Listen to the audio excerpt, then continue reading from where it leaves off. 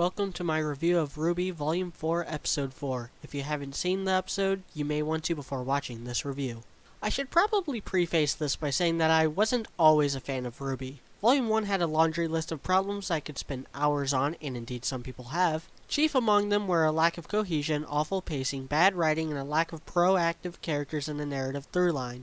Volume 2 had a better start. They did away with pedestrian school cliches and boring initiation arcs and got right into superheroics and theater of the absurd comedy. Then came the episode titled Burning the Candle. It had one of the funniest moments in the show and was all around well written, but it was the first time that we got true insight on RWBY and Yang, a revelation on what they went through as kids, as well as incredible demonstrations of their respective personalities. Yang pulling big sister for Blake, and RWBY revealing in a very show-don't-tell way that she doesn't care for the theme of that volume. This episode is what made me a fan. Suddenly my head was racing with theories and possibilities. That is why I am here. That is the same feeling that this newest episode gave me.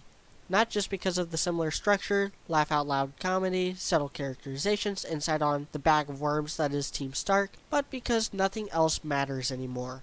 I don't care about Blake, or even Weiss or Jean. The focus is back where it should be. RWBY, her motives, her character, her backstory, her mission. But that's more in the second half. I already explained what I think happened to Ozpin last review. The fact that this kid's name is Oscar, in obvious reference to Oscar Zoroaster Fadrig, Isaac, Norman, Hinkle, Emmanuel, Ambroise Diggs, or the Wizard of Oz as he's more commonly known, is a neat reference. I hope that this turns into a Yugi-Yami dynamic. It's still unclear what will happen, but I imagine Ozpin giving Oscar ancient knowledge that will either help in his restoration or hinder Salem's plans, or likely both. I didn't think that we would be getting Yang in this episode. We got a bit of her last episode, but since the linchpin in this episode is Raven, it's more fitting to catch up with Yang than any other character. This is also a dream sequence done right. It's not prophetic or a crutch for some convoluted asinine premise. It's what a dream actually is, insight on the dreamer. Yang isn't traumatized by the loss of her arm, at least not the arm itself. She's traumatized because Adam took it in one swing, because it could have easily been her head, because for the first time ever she was absolutely, hopelessly outmatched and outclassed in every way. I'd argue that the instantaneous nature of her loss is why this arc works so well.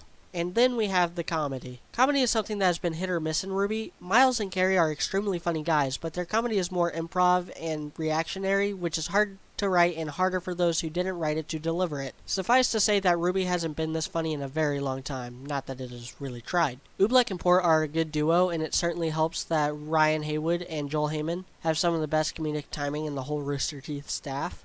This is also the first instance of a joke going too far instead of too long. My reaction to Ty's jab at Yang's expense was something like, "Whoa!" But if Yang is fine with it, then I am too. On a side note, thank you, artist, for answering my request for fan art of Crow in a skirt. Also, Yang really wants to hear how her mom and dad got together, doesn't she? That actually brings me to the only complaint I have in this episode. There seems to be some lines missing, like Ty instantly equates Yang's curiosity at his romantic exploits to her wanting to go out on her own. I don't know, maybe I just wish that the scene went longer and had a smoother transition from one subject to another. Because transitions and editing in this episode are some of the best the series has ever had. Finally, an episode I can't in good conscience complain about pacing. Each subject flows into the next seamlessly, if you keep in mind that the Oscar part will directly follow the Salem part from last episode. This jolly scene of nothing but funny moments transitions nicely into Port asking if they've heard from RWBY. Since Ty says not yet, he probably knows that Crow is tailing her, if nothing else. Yang overhearing this, I think, is what rekindles a bit of her flame. RWBY has always been a powerful motivator for Yang. Realizing that her depression is the only thing keeping her dad from going after RWBY is definitely a sobering thought for her and why she puts on the arm. Talk of RWBY brings us to RWBY, as Team Ranger goes to discount Prancing Pony.